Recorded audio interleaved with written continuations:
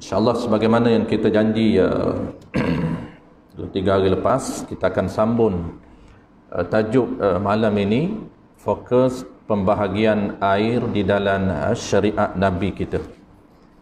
Ini antara topik ataupun modul yang asas di dalam bab bersuci. Malam ini kita akan bincang tentang pengenalan asas kategori air di dalam syariat Nabi kita ataupun di dalam mazhab Imam Syafi'i rahimahullahu ta'ala. Ini asas sebelum kita bincang proses ataupun cara untuk bersuci. Sebelum kita bincang proses ataupun cara bersuci, tuan-tuan, kita kena dulu alat untuk bersuci. Apabila kita kena alat untuk bersuci, barulah kita akan terus ke praktikal cara bersuci. Apabila kita sebut cara bersuci, kita dah bahas dalam kuliah sebelum daripada ini, maka kita akan bincang, tuan-tuan, bagaimana cara untuk mengangkat hadas. Ada dua cara. Pertamanya, proses untuk membersihkan hadas kecil, yang nama dia ialah proses mengambil wudu. Kita akan study, kita akan belajar secara detail. Yang keduanya, proses untuk menghilangkan ataupun mengangkat hadas besar, yang nama dia ialah mandi wajib. Apabila kita dah tahu tata cara mandi wajib, maka samalah implement dengan mandi sunat, dia sama saja. Yang ketiga, itu dua dah kita akan bincang. Yang ketiga, tuan-tuan, apabila kita tahu alat untuk bersuci, maka kita akan belajar cara bersuci najis. Kalau tadi cara mengangkat hadas ada dua topik, hadas kecil dan hadas besar.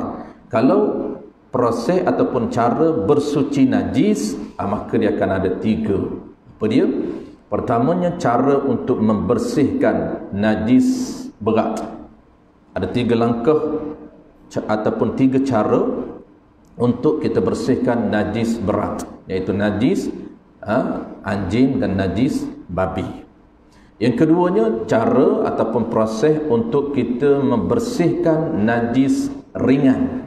Ada dua sahaja langkah, cara simple saja untuk kita bersih najis ringan. Dan last sekali, tuan-tuan, cara untuk kita bersih, ada tiga langkah, tiga cara untuk kita bersih najis sederhana. Inilah tiap-tiap hari kita implement, tuan-tuan. Hampir setiap hari kita akan basuh najis sederhana. Apa dia, tuan-tuan, najis sederhana? Air kencing kita. Setiap hari kita basuh kencing. Maka kita nak tahu, walaupun kita dah basuh lama, tetapi praktikal kita itu adakah menepati dengan prosedur ataupun proses syarak. Itu paling penting.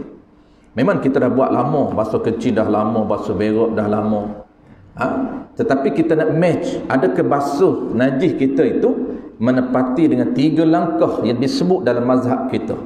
Itu penting untuk kita bincang secara detail. Adapun secara basic kita dah bincang dulu-dulu, tuan-tuan, masa kita di sekolah rendah, sekolah menengah. Yang basicnya kita dah bincang. Cuma kita study bermodul ini, berkitab ini untuk lebih detail dan lebih confident kita punya hujah-hujah menurut syarak. Kenapa dihukumkan bersih? Jadi apabila orang tanya kenapa, kita ada hujah, ada sebab, ada illah menurut hukum syarak. Baik, kita yang settlekan dulu malam ni alat untuk bersuci. Kita dah bincang sebelum daripada ni, iaitu dia ada satu alat yang hakiki, dua alat alternatif. Apa dia? Pertamanya air. Air ini dia panggil alat yang sebenar-benar alat untuk bersuci. Cuma ketika mana tidak ada alat yang sebenar-benar ini, Allah memberi tawaran ataupun peluang kepada kita menggunakan alat pilihan yang nama dia ialah debu tanah, dan yang keduanya ialah nama dia istinja batu untuk qada hajat. Basuh berak kita dia ada alternatif dia, iaitu batu. Itu kita akan bincang tiga alat: air, debu tanah dan batu. Baik, malam ni, tuan-tuan, kita nak fokus pembahagian air. Air di dalam mazhab kita, tuan-tuan, atau dalam bahasa umumnya dalam syariat Nabi kita, dia terbahagi kepada tiga asas sahaja air. Dia terbahagi kepada tiga pembahagian ataupun tiga kategori. Tapi kalau detail ada empat. Dalam kitab kita dia ada 4. Cuma asal dia hanya ada 3. Tambahan sahaja ada 4 itu. Apa dia ada 3? Kita akan mula baca yang pertama malam ni. Yang pertamanya ialah kategori air. Kalau biasa tuan-tuan belajar di dalam mungkin kalau zaman saya dulu KBSM di sekolah tuan-tuan, kurikulum bersepadu sekolah menengah, dia akan menggunakan, dia tidak menggunakan metodologi ini. Ini cara ulama turas. Dia menggunakan contoh terus. Itu agak kita tak berapa tak berapa betul-betul confident. Kerana dia terus dengan contoh. Macam mana? Cara pembahagian dalam buku teks pendidikan Islam, dia guna pertama air mutlaq. Yang kedua air musta'mal. Yang ketiga air mutanajis. 3 ini saja tuan-tuan. Ini contoh sebenarnya, bukan pembahagian air. Ini contoh air. Kalau kita bilang contoh tuan-tuan, kita tak komprehensif dia punya isu. Sebab kalau tuan-tuan tanya air Milo berada dalam kategori mana? Air teh kita minum berada dalam kategori mana? Air teh tarik tuan-tuan, kalau orang tanya kita boleh tak nak basuh kecil dengan air teh tarik? Kita confirm, memang confident kita jawab, tak boleh. Kenapa tak boleh? Kerana air teh tarik, itu yang kita jawab. Takkan nak basuh kencing dengan air teh tarik? Tak boleh. Ya, kita tahu tak boleh, tetapi dari segi syaraknya, hujah syarak kenapa tak boleh? Dia bukan jawab tak boleh kerana teh tarik. Dia ada kategori air. Tak boleh teh tarik, tak boleh kopi, tak boleh Milo O. Kenapa? Kerana Milo, kopi, teh tarik ini bukan air mutlak. Apabila bukan air mutlak, dia berada dalam kategori mana? Dia berada dalam kategori air mutaghayyir. Ini pembahagian air. Ini penting kenapa kita nak kena kategorikan dulu dia, baru contoh. Tapi dalam buku teks dia simple. Dia terus bagi contoh. Kategori pertama air mutlak, kategori kedua musta'mal, kategori ketiga mutanajis. Itu contoh. Kategori sebenar mana tuan-tuan? Yang pertama dia ada 4. Dia ada 3 asas. Yang pertamanya ialah dia panggil ma'un tahirun muttahirun. Dia panggil air yang mempunyai kuasa untuk membersihkan. Ma'un tahirun, air yang suci. Baik, kita guna ikut statement ataupun ikut dia punya perkataan dia, perkataan dalam kitab. Air yang suci pada dirinya. Ini ikut ayat dalam teks dalam kitab. Air yang suci pada dirinya. Apa makna suci pada dirinya? Dirinya harus minum. Tak haram minum, tu panggil suci pada dirinya. Makna suci pada diri tuan-tuan, diri dia ini dibenarkan ataupun harus untuk kita minum. Itu satu kata kunci dia. Muttahirun, 2 ciri. Kalau dalam bahasa kitab dia panggil 2 keistimewaan. Kita nak bincang ni tuan-tuan, kategori air di dalam syariat. Kategori ini Allah Ta'ala mengkategorikan. Maknanya kategori yang pertama, air yang berada pada martabat paling tinggi. Status air ini paling tinggi dalam syariat, paling tinggi dalam agama, dia berada pada kategori pertama. Apa dia?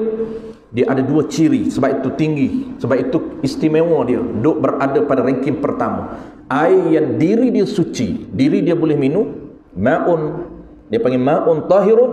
Yang kedua, ciri kedua, muttahirun, dan dia boleh menyucikan yang lain. Apa makna boleh menyucikan yang lain? Dia ada kuasa, Allah beri keistimewaan kepada dia untuk bersuci. Apabila kita sebut bersuci tuan-tuan, boleh bersuci, boleh mengangkat hadas dan bersuci najis. Itu 2 peranan air. Yang ada kuasa untuk menyuci yang lain ni tuan-tuan, air kategori pertama sahaja. Dia ada 2 keistimewaan, dia ada 2 ciri ataupun keistimewaan. Pertamanya apa? Diri dia ini tahir, suci, boleh minum, tak haram minum. Yang kedua apa? Ini kedua ni paling penting. Muttahirun, yang keduanya dia ada kuasa untuk menyucikan yang lain. Ataupun bahasa mudah, dia boleh menyucikan benda lain. Apabila sebut boleh menyucikan benda lain, maka terus terbayang dalam minda kita 2 peranan. Boleh mengangkat hadas dan boleh bersuci najis. Itu saja.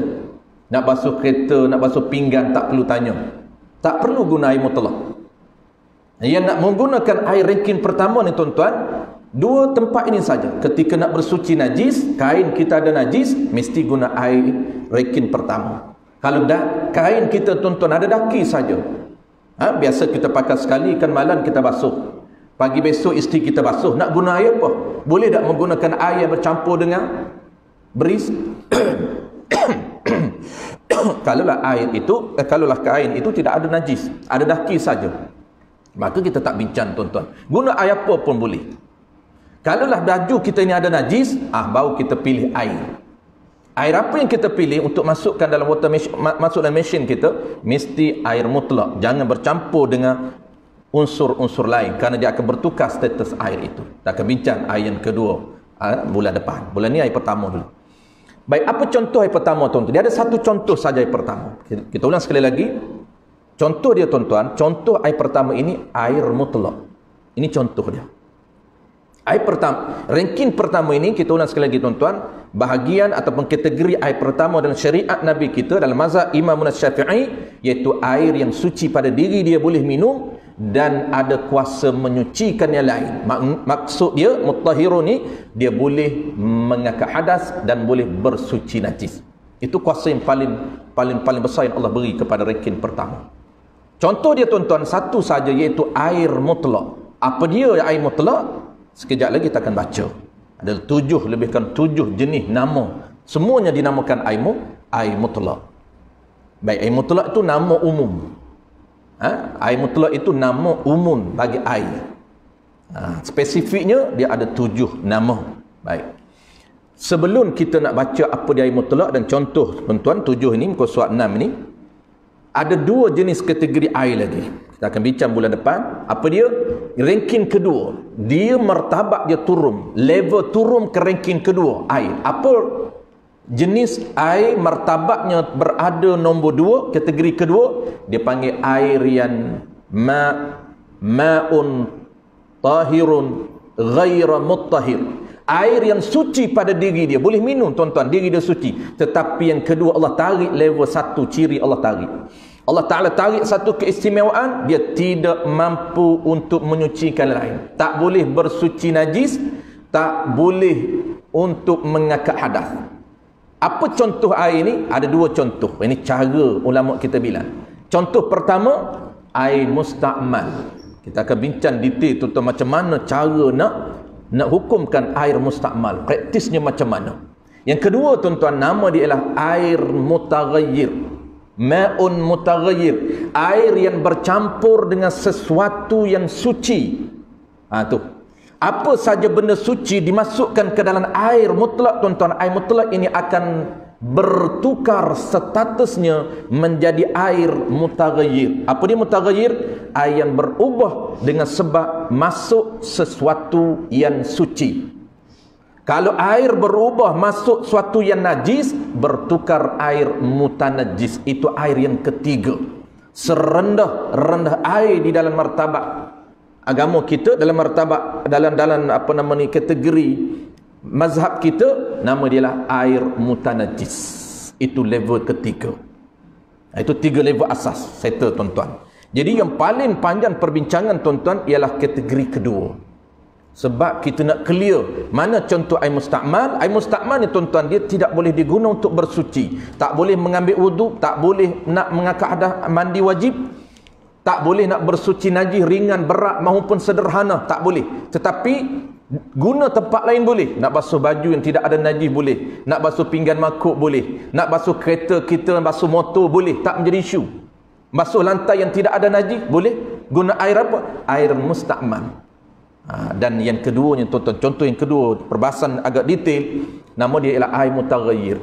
Air yang bercampur dengan sesuatu yang suci. Status dianya, diri dia suci, boleh minum, tetapi dia tidak ada kuasa untuk menyucikan lain. Tidak ada kuasa untuk mengangkat hadas dan tidak ada kuasa untuk bersuci najis. Mana contoh? Inilah contoh air teh, air kopi, air melo. Apa saja air susu dan sebagainya. Itu termasuk dan air mutaghayyir yang tidak boleh untuk bersuci najis. Tak boleh nak basuh kencing, tak boleh basuh berak, tak boleh bersuci najis, tak boleh. Kenapa? Kerana dia air mutaghayyir.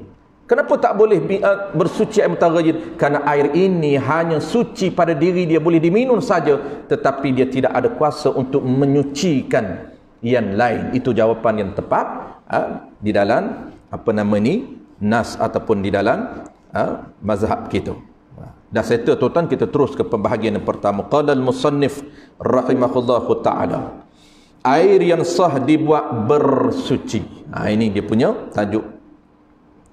Air yang sah dibuat bersuci itu umum, termasuklah air hujan. Ini contoh air mutlak.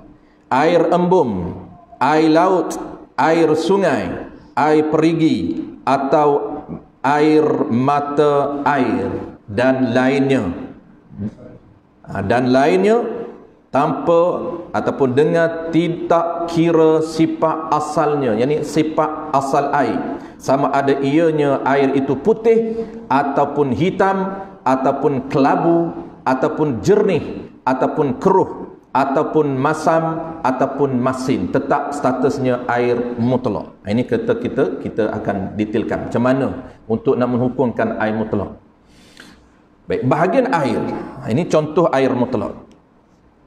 Kita akan dalam kategori pertama ini tuan-tuan, kita dah tahu kategori pertama ni contoh di air mutlak. Kita akan clearkan apa makna air mutlak dan kita akan bagi contoh air mutlak. Sumber dari mana? Sebab itulah kita kena faham.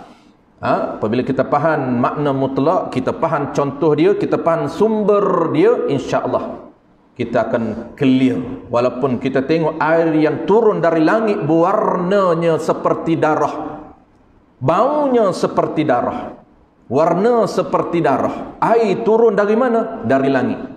Kebetulan hujan, kita tak pernah tengok hujan darah tuan-tuan. Contohlah contoh. Allah Ta'ala boleh nak turunkan hujan dalam bentuk air dia seperti darah.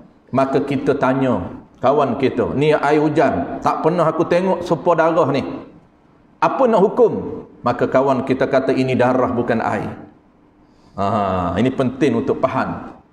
Nak faham ini tuan-tuan perlu kepada disiplin ilmu di dalam bab air. Sebab itu cara tuan-tuan kita, konsep kita mengajar, kita akan ikut dia punya gaya para ulama kita. Ini susunan supaya kita clear. Kena tahu apa makna air mutlak, kena tahu contoh dia, kena tahu sumber datang dari mana. Supaya kita tak hukumkan ini darah bukan air, sedangkan itu adalah air mutlak, walaupun rupanya seperti darah, walaupun baunya seperti darah, walaupun rasanya seperti darah, tetap dinamakan air mutlak. Boleh ambil uduk walaupun macam darah, boleh minum tak haram kerana dia bukan darah. Boleh mandi wajib, boleh mandi sunat walaupun bau seperti darah, warnanya seperti darah, kerana dia adalah air walaupun bertukar warna. Air itu pula terbahagi kepada 4 bahagian. Ini detail 4. Kita sebut tadi 3. Di mana pecahan? Di pecahan kategori pertama dia ada 2. Tapi asalnya 3. Air yang pertama, ni kategori pertama. Air yang pertamanya air suci pada dirinya. Ma'un tahirun, dan menyucikan benda yang lain. Muttahirun, dan ada kuasa untuk menyucikan yang lain. Jadi teks kitab ni tuan-tuan dia simple, tapi kita faham. Apabila sebut yang lain terbayang 2. Ini kita dah dah beri sebelum daripada ni dia punya clue cara untuk faham. Perkataan para ulama tuan-tuan, apabila dia sebut muttahir tanpa dia sebut apa dia muttahir itu, kita dah faham ada 2. Apabila dia sebut suci pada diri dia harus minum dan mampu ataupun boleh menyucikan yang lain. Kita dah faham 2 benda.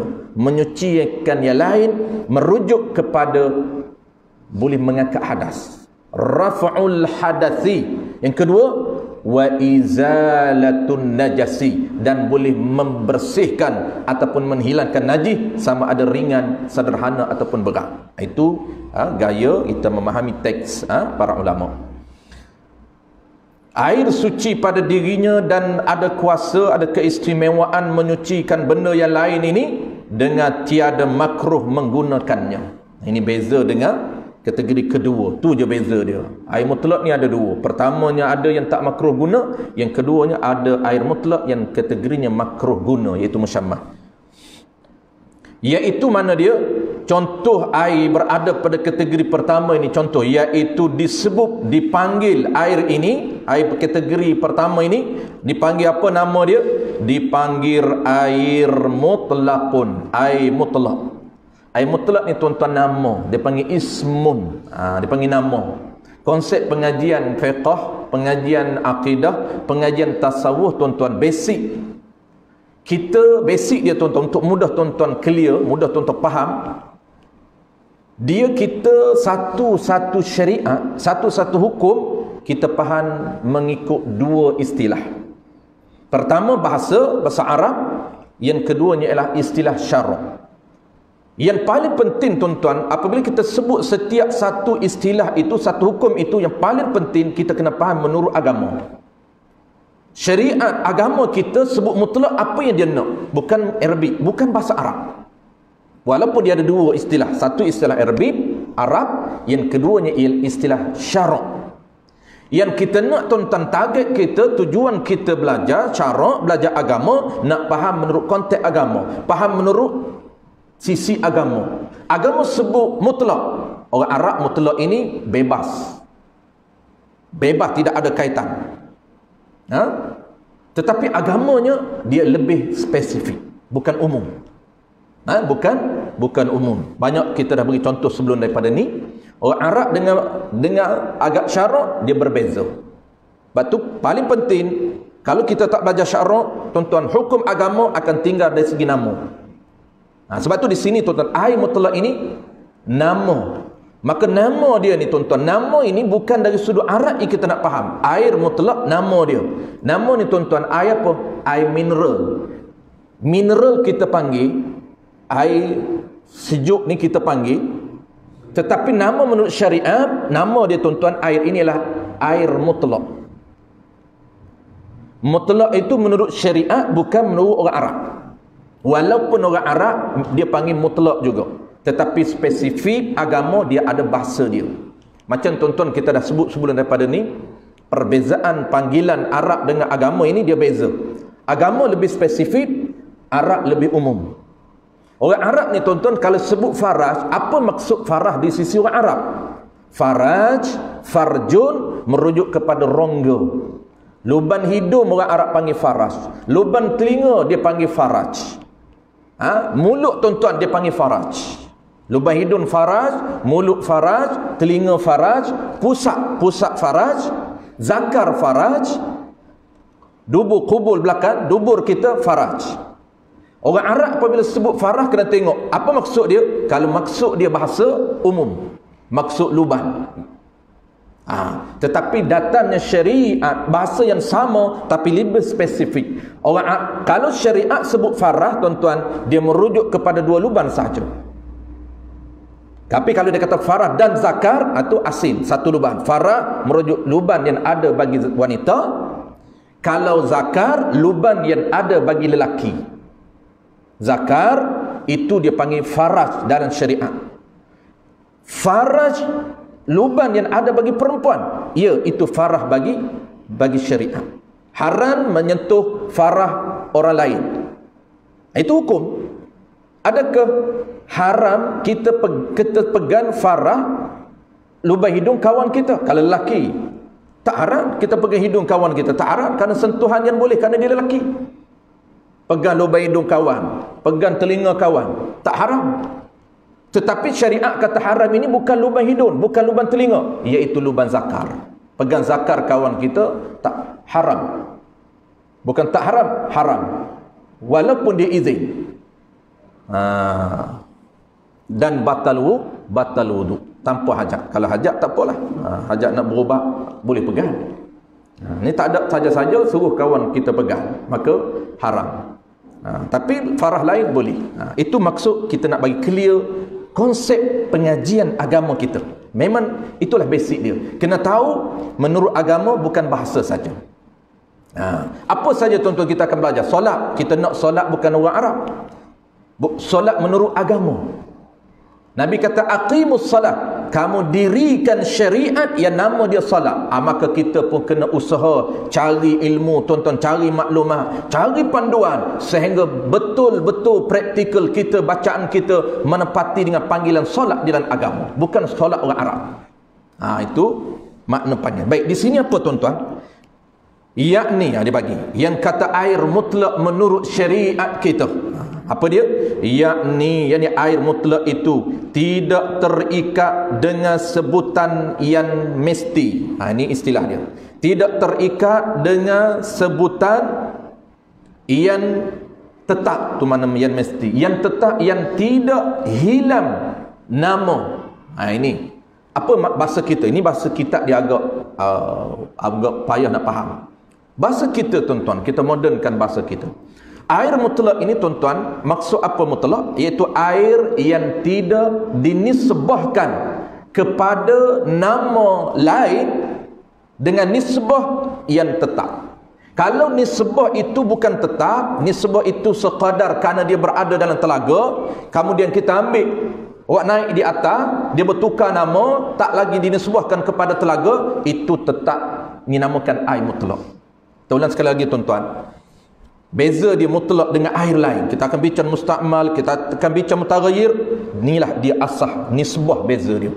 Kalau air mutlak, asal dia tuan-tuan, air yang tidak terikat. Itu mutlak. Mutlak ni makna bebas. Tidak terikat dengan mana-mana nama. Terikat macam mana? Terikat dengan nisbah yang tetap, yang tidak akan hilang panggilan itu. Maka itu bukan air mutlak. Tapi kalau nisbah juga, tapi nisbah itu tidak tetap, sementara saja, dia akan hilang nisbah itu. Contoh apa tuan-tuan? Contoh air telaga. Air telaga ni kenapa dinamakan telaga di belakang? Air telaga. Telaga itu nisbah, dia panggil nisbah apa? Nisbah makanun, nisbah tempat. Kerana datangnya dari telaga, maka kita panggil air itu air telaga.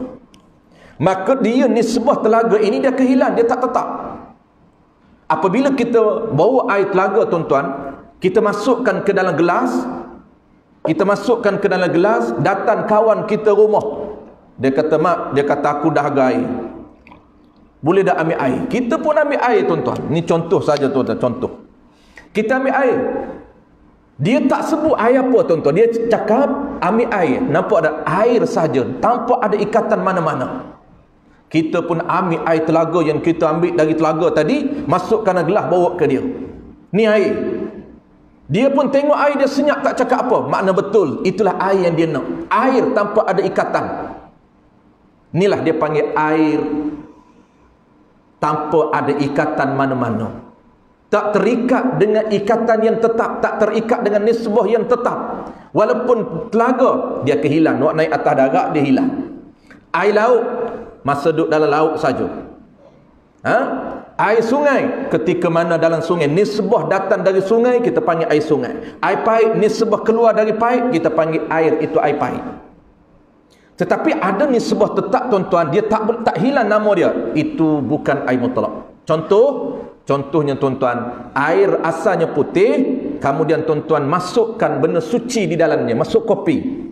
Apabila tuan-tuan masuk kopi, satu sudu ataupun dua sudu, bertukar warna, bertukar sifat. Apabila sifat ada 3 ciri: warna, bau, rasa. Bertukar tuan-tuan, warna bertukar jadi kopi, bau bertukar jadi kopi, rasa bertukar jadi kopi. Maka status juga akan bertukar, nisbah daripada air saja dinisbah tukar kepada air kopi.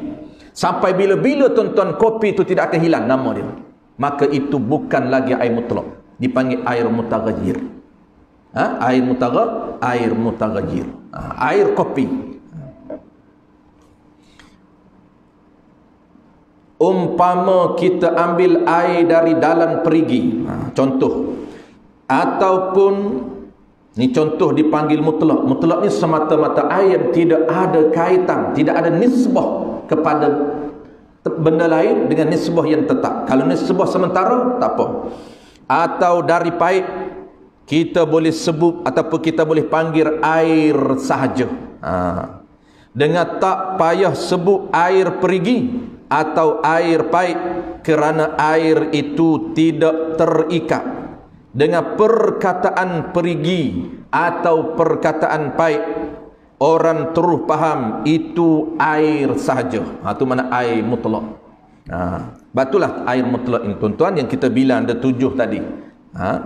Kita bilang ada 7 tadi. Kita dah settle tuan-tuan makna. Ini penting yang kedua ni, sumber. Ini sumber ini untuk menjawab isu kalau keluar daripada perut bumi, warna air mutlak itu seperti darah, tetap air mutlak. Sumber dia tak sebut di sini sumber tuan-tuan, tapi kita bagi kita tambah dalam kitab lain, I'anatul Talibin, kitab besar yang lain, Al-Baijuri Ibn Qasin akan sebut sumber air ini untuk kita faham bahawasanya air mutlak ini dia ada sumber untuk faham yang kata keluar daripada perut bumi, warnanya bukan jernih, keruh ataupun warnanya seperti darah, maka tetap air mutlak. Kenapa tuan-tuan? Kerana air mutlak ini ada sumber. Ada berapa sumber? Ada 2 sahaja. Sumber daripada langit, ataupun kita panggil dalam kitab dia sebut sumber dari atas langit, dan sumber dari bawah, dari perut bumi. Keluarnya air melalui 2 sumber ini tanpa bercampur dengan unsur lain. Direct daripada bumi dan direct daripada atas, maka inilah dinamakan air mutlak, walaupun rupa yang dia sebut tadi, dia sebut atas, dengan tanpa mengira ciri asalnya, sama ada air itu putih atau hitam atau kelabu atau jernih atau keruh atau masin atau masam, bertukar. Asalkan dia keluar daripada 2 sumber ini tuan-tuan, tak kira air, sifat air tak kira. Kalaulah jernih, okey. Tetapi kalau tak jernih, kalau keruh, kalau bertukar warna, bertukar rasa, tetap dinamakan air mutlak. Boleh ambil wuduk, boleh mandi wajib. Walaupun seperti darah. Dalam kitab Sulamus Sibyan tuan-tuan, jilid yang pertama, dia detailkan. Dia buat dalam, dia datangkan dalam bentuk isu. Dia kata sekiranya hujan, ni air hujan. Kan dia sebut 7 air itu termasuk air hujan. Sekiranya air hujan turun, warnanya seperti darah, baunya seperti darah, dan apa lagi, rasanya seperti darah, maka hukum tetap air mutlak, tidak akan merubah hukum, tetap air mutlak. Kenapa? Kerana air itu datang daripada sumber langit. Dan begitu juga isu kedua, dia dibawa dalam bentuk apa dia kedua tuan-tuan? Air yang keluar perut bumi, kita panggil air mata air. Kita gali telaga tuan-tuan, gali telaga, keluar daripada perut bumi ini, airnya seperti darah. Airnya seperti darah. Tetap dia tidak akan merubah, tetap dinamakan air itu air mata air. Bersalahan, ini lain. Dia panggil bukan lagi air mutlak. Ini contoh bukan air mutlak. Dia kata lainlah, air kopi, air kelapa. Ini contoh kedua tuan-tuan. Air mawar dan lain-lainnya, jika tidak disebut kopi ataupun kelapa ataupun mawar, nescaya orang tak akan faham. Sebab itu air bukan lagi air mutlak. Air kopi bukan air mutlak. Kalau orang sebut air saja orang tak faham. Mesti sebut nisbah. Kenapa bertukar jadi hitam? Karena air ini kopi, air kopi, air Milo, air teh, dia bertukar. Air Nescafe bertukar. Kenapa? Nisbah bertukar kerana masuk unsur lain, maka bertukar. Tetapi air perigi, air pai, air laut, air sungai, air mata air, air embun, air hujan, dia tak bertukar. Kerana nisbah itu nisbah tempat. Airnya sama saja. Itu dipanggil mutlak. Dan tak pergi fikiran kepada kopi dan sebagainya. Air ini, air kopi, air kelapa, air tebu dan sebagainya tidaklah termasuk dalam golongan air yang mutlak, bahkan termasuk dalam golongan air yang suci pada dirinya, tidak menyucikan benda yang lain. Ini kategori yang kedua, kita akan bincang bulan depan. Air suci pada dirinya dan menyucikan benda yang lain juga, tetapi makruh. Ini kita baca saja tuan-tuan, dia mudah saja. Dia kategori air mutlak juga. Cuma ada jenis tuan-tuan air mutlak yang makruh guna. Bukan semua orang makruh guna. Ini air musyammah, air suci pada dirinya. Sekejap lagi tuan-tuan saya akan sebut penutup. Kita nak habiskan baca dulu, saya akan sebut penutup beza di antara air dengan cecair. Sebab di contoh disebut di atas, contoh ada yang contoh cecair dan ada contoh air. Air kopi, air kelapa, air tebu, ada cecair, ada air. Ni saya akan sebut last sekali. Perbezaan di antara cecair dengan air. Perbezaan itu menurut syariat, bukan dari segi saintifik, bukan. Air suci pada dirinya dan menyucikan benda yang lain, tetapi makruh menggunakannya pada badan orang yang dikhawatiri. Ditakuti makna dikhawatiri. Kena sakit sopok. Kalau air mutlak musyammah, ini air musyammah, tuan-tuan dah belajar dulu air musyammah. Cuma nak detailkan air musyammah ini. Dia bukan umum tuan-tuan air musyammah. Bukan air musyammah menurut bahasa. Kalau menurut bahasa Arab, air musyammah ni air yang panas. Sama ada panas bawah matahari, panas dengan alat elektrik, semua dia hantam, dia bedal air musyammah. Itu bahasa Arab, bukan syariat. Syariat dia ada ciri dia. Itu kita kata syariat, dia mesti lebih spesifik. Jangan kita ambil syariat, kita umumkan dari sudut bahasa. Inilah akan berlaku tuan-tuan akhir zaman apabila kita tinggalkan syariat. Hukum apa saja, hukum air, hukum bersuci, hukum ibadat, dia akan tinggal nama pada bahasa, tidak ada lagi panggilan syariat. Itu sebab tu Nabi kata la yabqal Islam illa ismuh. Ini antara hadis tuan-tuan belajar dalam kumpulan hadis akhir zaman akan bertemu dengan hadis yang popular ini. Apa dia hadis popular yang Nabi sebut? Nabi kata akhir zaman kamu akan bertemu dengan kondisi suasana masyarakat ketika itu, apa dia? La yabqal Islam illa ismuh. Tidak akan tinggal syariat Islam itu melainkan pada nama. Apa maksud pada nama? Bukan nama Islam, bukan. Setiap ibadat itu tinggal nama menurut bahasa. Islam, salamnya. Apa hukum salam dari segi syariat? Hanya tinggal salam. Orang buat, bukan tak buat tuan-tuan. Orang semayan, bukan tak semayan. Tetapi semayan itu menurut bahasanya, bukan lagi menurut panduan syarak. Orang tinggalkan panduan. Menu pengurusan syarak ditinggalkan. Hanya ada apa tuan-tuan? Panggilan bahasa. Contoh, salam tuan-tuan, masih ada kita beri salam, tetapi panduannya tak menepati, praktikalnya tidak menepati dengan panduan syarak. Salam syarak lain, salam bahasa lain. Assalamualaikum, itu bahasa Arab dah dinamakan salam. Assalamualaikum Tuan Haji. Waalaikumsalam. Assalamualaikum Tuan Haji. Waalaikumsalam. Itulah dia yang ada dalam masyarakat kita. Salam tuan-tuan, bertebaran orang bagi salam. Assalamualaikum, Assalamualaikum Ustaz, Assalamualaikum Ustaz. Waalaikumsalam, Waalaikumsalam, Waalaikumsalam. Nampak tak itu bukan salam menurut syariat? Karena salam tuan-tuan, dia ada terma dan syarat untuk kita ucap. Dia ada syarat nak mengucapkan lafaz yang bernama salam. Apa syarat-syarat yang kita mesti follow? Antaranya mesti mengucapkan ke semua diri dengan betul. Assalamualaikum. Cukupkan dia punya alif, dia punya lam, dia punya sin, dia punya lam alif, alif lam sin, lam alif mim, assalamu. Sebab syaddah itu diri dia. Kita kena ucapkan syaddah kerana diri dia. Asalah bukan salam menurut syariat. Kerana kita menggugurkan dia punya diri dia satu. Apa diri dia? Syaddah. Syaddah tu huruf. Kita kata assalamualaikum, bukan salam menurut syariat. Walaupun kita beri salam, kita bukan memberi salam menurut syariat, kita hanya memberi salam menurut bahasa Arab saja. Kenapa? Karena diri salam menurut syariat mesti lengkap dia punya diri dia, alif, lam, sin, syaddah. Itu contoh tuan-tuan, Nabi kata la yabqal Islam illa ismuh. Tidak tinggal agama itu, syariat itu, hukum itu, melainkan yang orang lakukan ialah apa dia? Lakukan menurut bahasa saja. Yang sebenar assalamualaikum.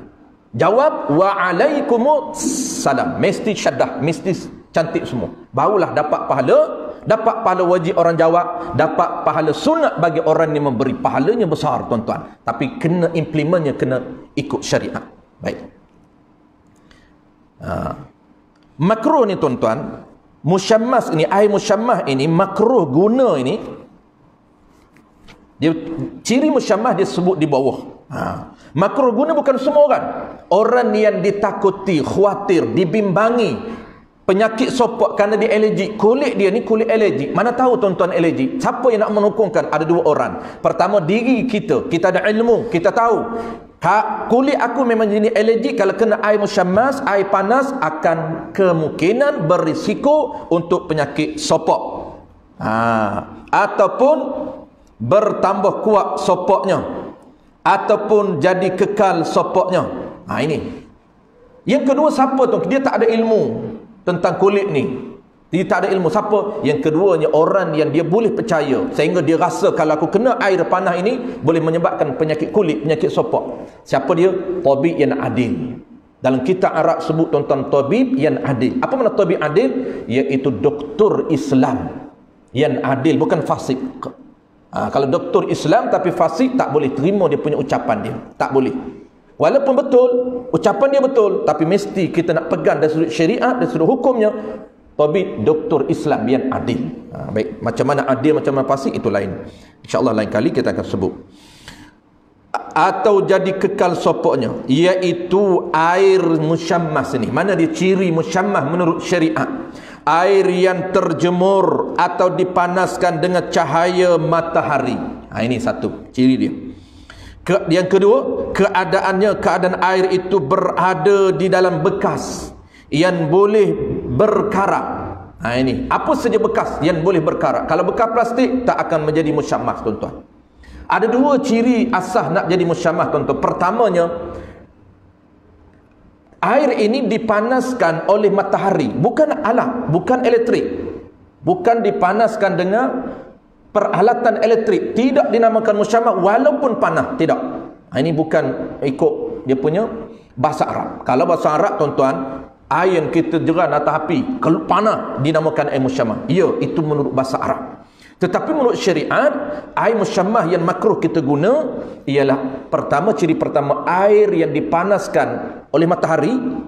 Matahari itu pula, tuan-tuan, berada di negeri yang panas. Ini dia sebut dalam kitab Arab. Kitab kecil dia tak sebut. Iklim khatul istiwa seperti kita. Khatul istiwa di bahasa Arab, tuan-tuan. Bahasa Arab kita guna, Melayu, dimelayukan dipanggil. Dia asalnya khatun, garis. Istiwa, tengah. Jadi orang Melayu pun ambil khatul istiwa. Dia asal Arab. Negara yang berada belah kawasan khatul istiwa tidak akan berlaku air musyammas. Dalam kitab I'anatul Talibin sebut, tuan-tuan, contoh air yang berada matahari panas ni, matahari yang berada pada kawasan negara yang panas ini. Contoh macam mana panas, bukan negara khusus istiwa, contoh. Dan kita Arab sebut contoh, dia kata pasir, tanah itu panas tak panas. Kita ambil telur, masukkan dalam pasir itu, dalam tanah itu, kita keluarkan beberapa minit, kita keluarkan separuh masak. Tuan-tuan pergi Mekah, time dia punya waktu panas, tuan-tuan, ambil telur ayam, letak kambus, berapa minit, ambil balik separuh masak. Tak full lah, separuh saja. Itu menunjukkan cara simple untuk kita tahu negara itu panas ataupun tidak. Ini ciri pertama. Ciri kedua, tuan-tuan, air itu berada di dalam bekas. Bekas apa dia? Bekas yang mudah untuk berkarat. Sama ada besi, bekas dibuat daripada timah, bekas dibuat daripada aluminium. Itulah dia bekas-bekas. Air ini berada dalam bekas, lagi pula panas, maka dia akan berisiko untuk penyakit kulit. Baik, settle, tuan-tuan. Kita cepatkan kerana ini mudah saja. Atau mana contoh seperti besi di negeri, dan air ini berada di negeri panas, di negara panas, bukan negara kita. Air ini disebut air yang makruh digunakan, iaitu air musyammas. Yang demikian tidaklah termasuk bekas yang diperbuat daripada emas atau perak, ini lain, atau plastik. Sebaliknya makruh juga digunakan air yang sangat panas atau sangat sejuk. Ini lain. Air yang, tuan-tuan, ini bukan musyammas. Nak cerita bukan kategori musyammas, tapi tambahan hukum. Kalaulah air yang tuan-tuan panas, air ini panas, ketika dia panas itu makruh kita guna. Tunggu beberapa minit, tuan-tuan, hilang panas dia, baru tuan-tuan minum air suam, baru hilang makruh. Itu dia nak cerita. Makruh menggunakan air yang panas. Sama ada tuan-tuan nak mandi, tengok dia punya tahap suhu dia panas. Tuan-tuan nak mandi pagi lah tu, panas, makruh guna. Tunggu sekejap. Ataupun tuan-tuan adjust bagi suam, baru tak makruh guna di badan kita. Ataupun minum, sama. Tu tambahan hukum. Baik, kesimpulan tuan-tuan, kita nak simpulkan. Dah habis. Yang ketiga tu insyaAllah bulan depan tuan-tuan. Yang ketiga, ayat ketiga ataupun asahnya ayat kedua. Dan keempat bulan depan kita akan sambung bulan depan. Baik, masa kita dah cukup. Cuma saya nak sebut satu saja, dan detailnya saya akan sambung bulan depan. Oleh kerana kita nak azam. Apa dia saya nak sebut satu, kita tak nak recall balik kerana kita dah sebut detail tadi. Saya nak sebut tuan-tuan, dalam Islam ini ada dua. Air ni ada dua. Pertama air, yang kedua ada cairan. Air, pertama air, ma'un. Yang kita bincang ni kategori air ada 4 ataupun asal ada 3. Ada satu lagi dan syariat kita, dan bahasa kita pun kita panggil liquid cairan ni tuan-tuan. Orang panggil cecair. Apa detailnya tuan-tuan kita akan bahas bulan depan. Tuan-tuan tolong ingatkan saya, bulan depan saya akan detailkan. Sebab tuan-tuan, kalau tak detailkan hukum cair dengan cairan, tuan-tuan tak boleh nak clear hukum apabila kita nak guna dia. Nak jawab memang akan fail kalau kita asas ini tak mantap. Ni basic yang sangat perlu pada ilmu untuk jawab isu. Orang tanya, boleh tak nak basuh kencing dengan air kelapa? Kan air tu kita panggil air kelapa. Air nyo. Saya panggil air nyo. Tuan-tuan panggil kelapa. Air kelapa, kalau Datuk air niga, dia orang utara, air niga. Kalau saya air kelapa, air tuak. Saya air tuak. Kalau orang utara dia panggil air niga. Kalau tuak di utara haram. Kalau tuak Kelantan halal. Kenapa tak boleh basuh kecil? Kerana dia bukan air. InsyaAllah untuk jawab isu ni tuan-tuan bulan depan. Air tebu tak boleh basuh kecil, tak boleh basuh berak. Air kelapa tak boleh basuh kecil, tak boleh basuh berak. Air niga tak boleh basuh kecil, tak boleh basuh berak. Tapi boleh minum? Ya, boleh minum. Madu tuan-tuan, bukan air, madu cairan. Madu tuan-tuan tak boleh basuh kecil, tak boleh basuh madu, tak boleh basuh berak. Walaupun toke madu, ada 2 kolah dalam rumah, di rumah dia madu lebah, tak boleh basuh kecil. Kenapa tak boleh? Kerana dia cairan. Apa beza dua ni? InsyaAllah bulan depan. Wallahu a'lam. Ya.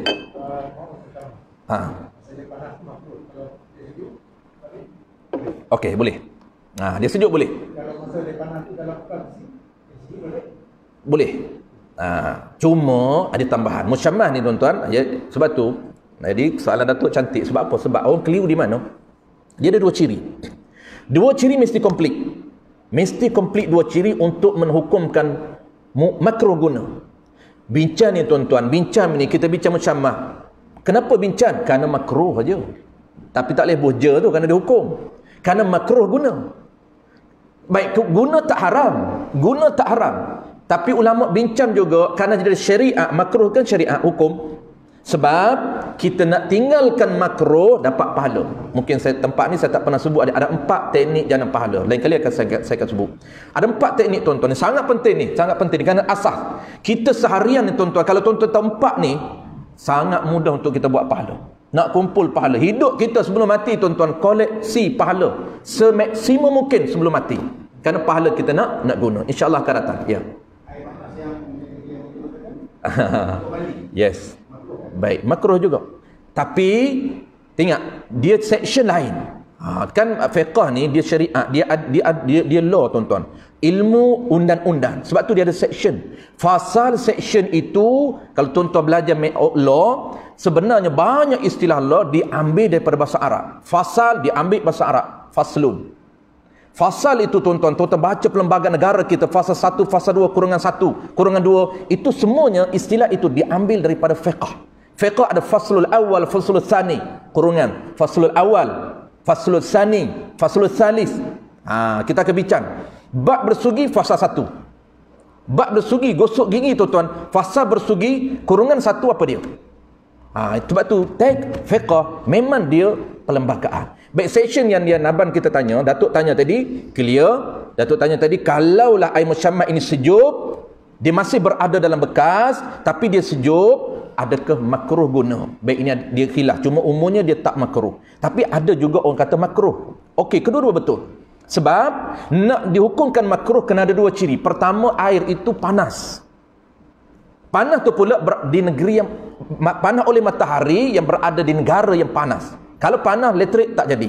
Itu poin pertama. Poin kedua, tuan-tuan, dia berada dalam bekas. Bekas apa? Bekas yang mudah berkarat. Besi, aluminium, timah. Kalau bekas plastik, tuan-tuan, duduk negara panas, tak jadi. Kita pergi di Mekah, tuan-tuan, tuan-tuan letak dalam bekas plastik. Inilah contoh dia. Panas, air kita panas. Makruh ke tidak? Tak makruh. Kenapa? Kerana dia bukan bekas besi. Tapi kalau dia sejuk, dia tak panas lagi sejuk, walaupun berada dalam besi, tetap tak makruh. Mesti komplit dua. Panas dan berada dalam bekas besi. Settle. Ya, abang kita tanya. Ya, Datuk.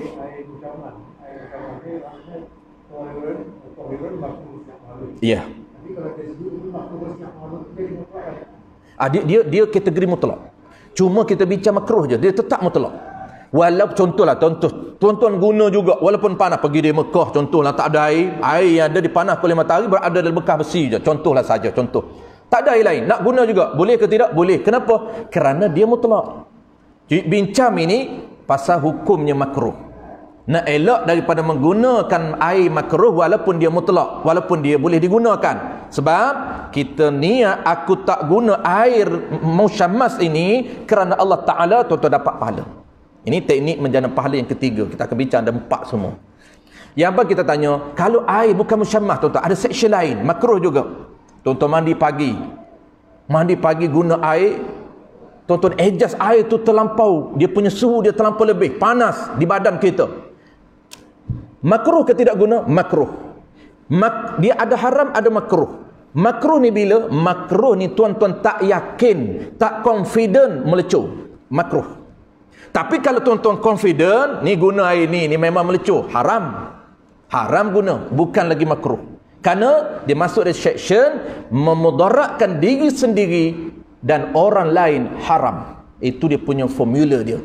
Mudarat dengan apa jua, tak kisah dengan air, tak kisah dengan pisau, tak kisah dengan apa pun, mudarat diri sendiri dan mudarat orang lain, tuan-tuan, haram hukum dia.